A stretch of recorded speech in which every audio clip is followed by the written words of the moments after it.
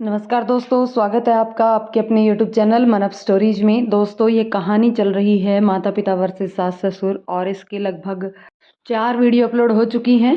ये 5वीं वीडियो है।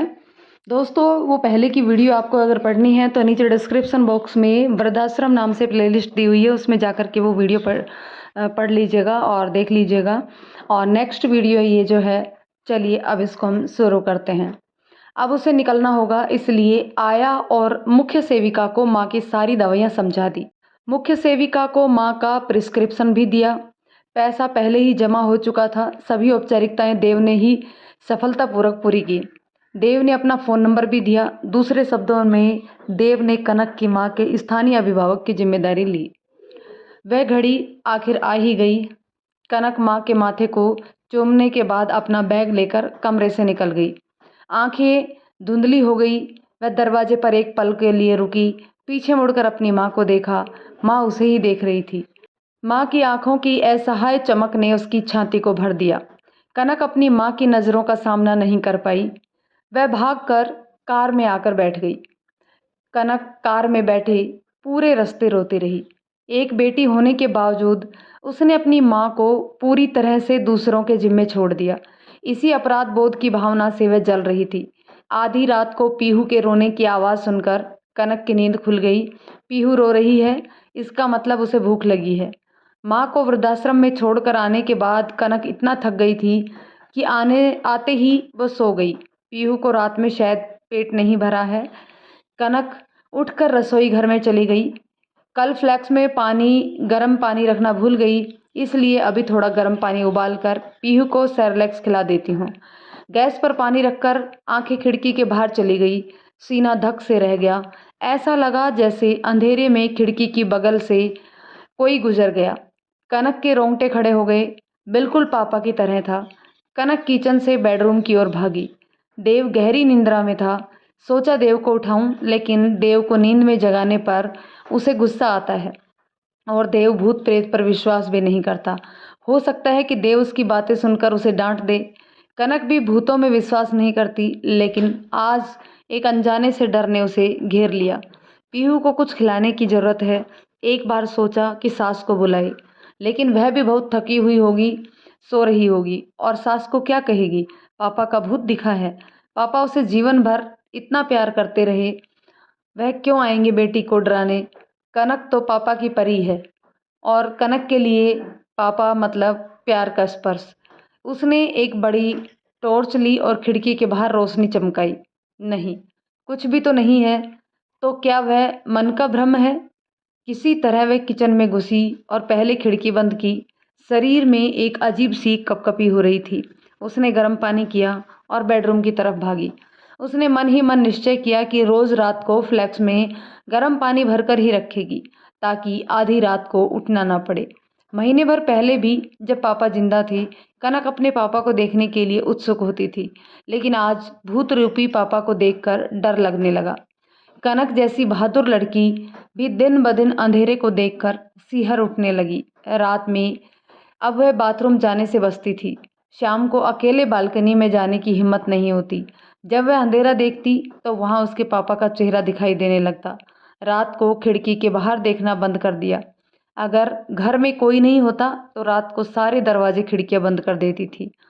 देव कमरे में दाखिल होकर खिड़कियां बंद देखकर गुस्सा हो जाता, लेकिन कनक देव को सच नहीं बता सकी, क्योंकि अगर वह पापा के भूत के बारे में कोई व्यंग या मजाक करते हैं तो कनक इसे स्वीकार नहीं कर पाएगी, क्योंकि पिता उसकी सब बहुत प्रिय हैं। इसलिए उसे अपने पापा का भूत क्यों दिखाई दे रहा है, उसके दिमाग में कुछ भी समझ नहीं आता है। रात को अगर नींद टूट जाए तो आंखें खोलने की हिम्मत नहीं होती। रात में डर लगता तो देव को जकड़ लेती। एक दिन देव को गुस्सा आ गया और उसने कहा, क्या हुआ? आजकल आधी रात को तुम क्यों मुझे जगा देती हो? दरअसल देव की नींद टूट जाने पर फिर उसे कोशिश करने पर भी अच्छी नींद नहीं आती। फिर अगले दिन काम करते हुए ऑफिस की कुर्सी पर बैठकर झपकियां आने लगती हैं। देव कहता है, तुम तो दोपहर सो लोगी, लेकिन हम तुम्हारी तरह चाहते हुए भी दोपहर को सो नहीं पाते। तब से अगर कनक की नींद रात को टूट जाती तो वह अपनी आंखें बंद करके दांत दबाकर सुबह होने का इंतजार करने लगती। वह बहुत अकेला महसूस कर रही थी। कनक अपने दिल का दर्द भगवान के सिवा किसी को नहीं बता सकती थी। माँ को वृद्धाश्रम में छोड़कर आते समय कनक को रोता देखकर देव ने कहा, तुम इतना क्यों रो रही हो? तुम हर दिन एक बार यहाँ आ जाया करना माँ से मिलने। कनक ने भी ऐसा ही सोचा था। पहले कुछ दिनों तक पीहू दोपहर को सो जाती तो कनक उसे अपनी सास के पास लिटाकर अपनी माँ से मिलने वृद्धाश्रम चली जाती। वह अपनी माँ के पास 1-2 घंटे बैठी रहती थी। वापस आने के बाद घर का काम करने के लिए शरीर हिला भी नहीं पाती थी। दोपहर में कमर जरा सीधी होना चाहती थी। देव शाम को 7:30 से 8 बजे के बीच ऑफिस से लौट आते। ऑफिस का काम बहुत ही तनावपूर्ण होता है। सारा दिन कामकाज करने के बाद वह थका हारा घर लौटता है। जैसे ही वह अपने कपड़े उतार कर थोड़ा फ्रेश होकर आता, कनक अदरक और इलायची की चाय के साथ एक स्वादिष्ट नाश्ता उनके सामने परोसती है, जिसे खाने के बाद देव का दिमाग तरोताजा हो जाता है। लेकिन वह वृद्धाश्रम में अपनी माँ के पास जाती तो जितनी भी जल्दी करे लौटने में शाम को 8 बज ही जाते। सास बेचारी देव के लिए चाय नाश्ता बनाती या पीहू को संभालते। सास किसी भी तरह चाय और बिस्कुट दे देती। भूख के समय चाय बिस्कुट देखकर देव का मूड खराब हो जाता। सास कनक जैसी चाय भी नहीं बना सकती थी। कनक दौड़ती हुई आती और चाय बनाती, लेकिन चाय अच्छी नहीं बनती। अब जल्दबाजी में और कर भी क्या सकती थी। देव भले ही मुंह से कुछ नहीं कहता, लेकिन छोटी छोटी बातों पर देव और कनक के बीच किसी न किसी बात पर बड़ा झगड़ा हो ही जाता था। इसलिए कनक ने रविवार को ही माँ के पास मिलने जाने का फैसला किया। उसने देव से कहा कि रविवार को वह अपनी बेटी को संभाला करेगा। कनक सुबह ज़्यादा खाना पका कर रख देती, बाकी छोटा मोटा काम सास कर लेगी। देव ने भी मुस्कुराते हुए रविवार को पीहू को देखने की जिम्मेदारी स्वीकार की। देव भी कभी कभी अपनी सास से मिलने वृद्धाश्रम में चले आते थे।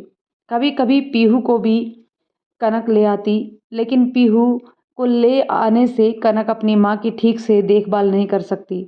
इसलिए पीहू को तभी अपने साथ लाती जब उसके साथ कोई और रहता।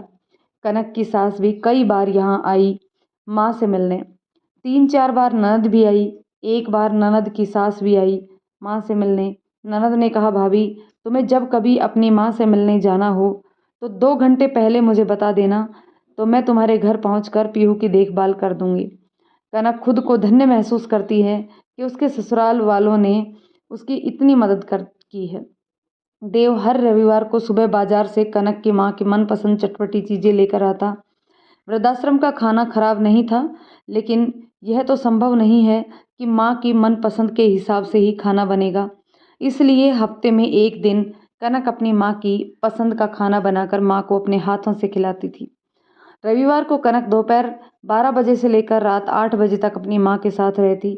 माँ के सिर पर हाथ फेरती, माँ का हाथ लेकर खुद के गाल और सिर पर लगाती, जैसे माँ उसे दुलार रही हो।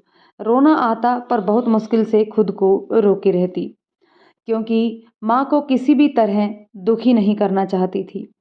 माँ को पूरे हफ्ते की कहानी सुनाती, जैसे पापा रोज़ माँ को सुनाते थे। माँ चुपचाप सुनती है, उत्तर नहीं देती, चेहरे पर कोई भी भाव नहीं आते। कुछ बोलने में असमर्थ माँ एकदम चुप देख कनक कभी कभी अपनी माँ को हिलाती, माँ कुछ तो बोलो, मुझसे अब और नहीं सहन होता। लेकिन माँ चुपचाप बहाव विहीन लेटी रहती। कनक अपनी माँ को ठीक रहने की हर संभव कोशिश करती। कनक ने मोबाइल में शीला काकी का गाना रिकॉर्ड कर रखा है, वो माँ को सुनाती। गाना सुनते समय माँ के चेहरे के हाव भाव कभी कभी बदलते नजर आते। फिर तो और भी अफसोस होता, अगर माँ को एक बार नानी के गांव ले जा पाती तो शायद माँ में कुछ और सुधार होता। एक दिन कनक ने वृद्धाश्रम में प्रवेश करते हुए देखा कि बगीचे में तरह तरह की तितलियां उड़ रही हैं। पेड़ों पर कितने सुंदर सुंदर फूल खिले हैं, लेकिन माँ को दिखाना संभव नहीं है। वृद्धाश्रम के अन्य लोग बगीचे में आते हैं और बैठते हैं, हवा का आनंद लेते हैं और बातें करते हैं। कनक वास्तव में अपनी माँ को इस छोटा से बगीचे में घुमाना चाहती थी, लेकिन माँ पैदल भी नहीं चल सकती थी। घर लौटकर कनक ने देव को अपने दिल की बात कही। देव ने सिर्फ सुना, लेकिन कोई जवाब नहीं दिया। देव का कोई जवाब न देने पर कनक को बहुत बुरा महसूस हुआ। उसने तय किया कि आइंदा अपनी माँ का दर्द देव को कभी नहीं बताएगी। अगले रविवार को देव कनक के साथ बाहर निकला। वे एक मॉल में गए। कनक को समझ नहीं आया कि देव उसे मॉल क्यों लेकर आया है।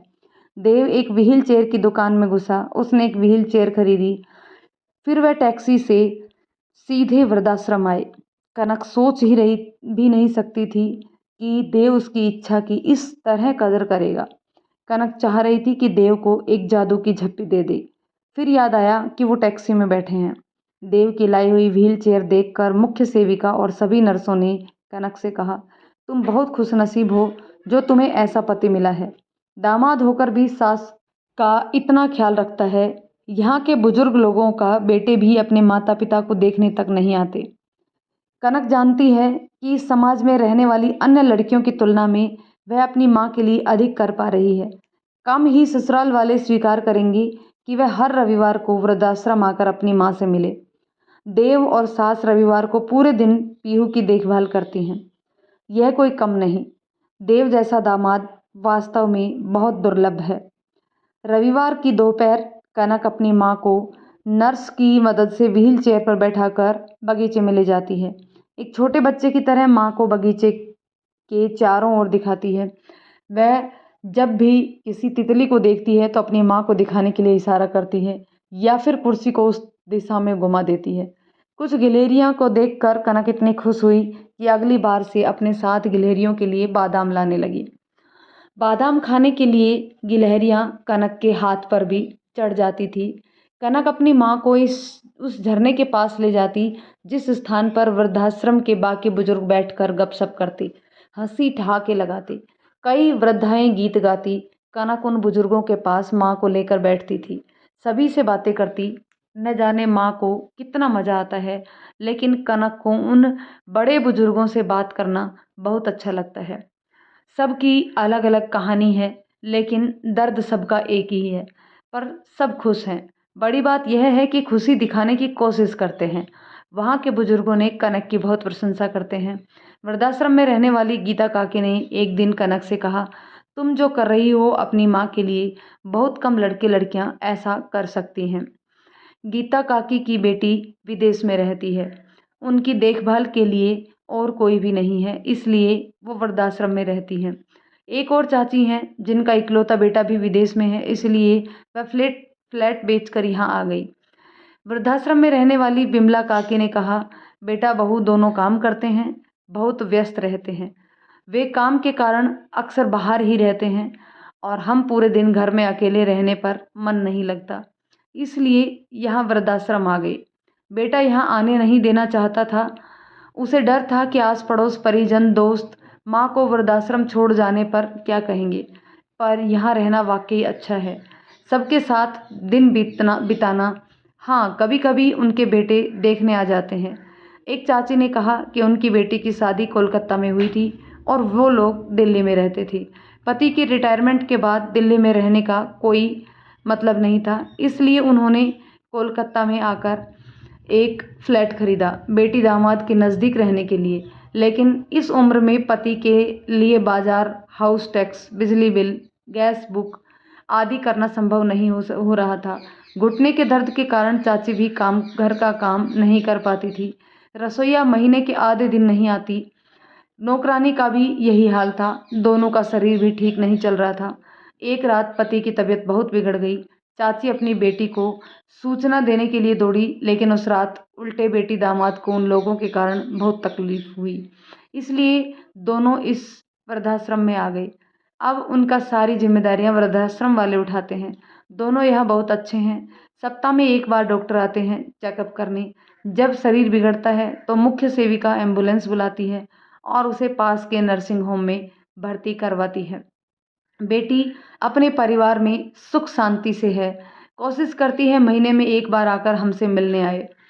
राधेश्याम अंकल की भी कहानी कुछ अलग नहीं है। बहुत ज़्यादा नहीं बोलते। मुख्य सेविका ने कहा कि बेटे बहू पर बोझ बनना नहीं चाहते थे, इसलिए पत्नी के देहांत के बाद यहाँ आ गए। आजकल तबीयत थोड़ी ठीक नहीं है। कनक ने सोचा कि उसे यह विचार पहले क्यों नहीं आया। अगर माता पिता को पहले इस वृद्धाश्रम में लाया गया होता तो शायद पिता पर इतना दबाव ना होता। पिता का शरीर की समस्याओं का पता पहले चल सकता था। हो सकता है वह अब भी जीवित रहते। वृद्धाश्रम के निवासी यहाँ सभी समारोह करते हैं, अच्छे से जीने की कोशिश करते हैं।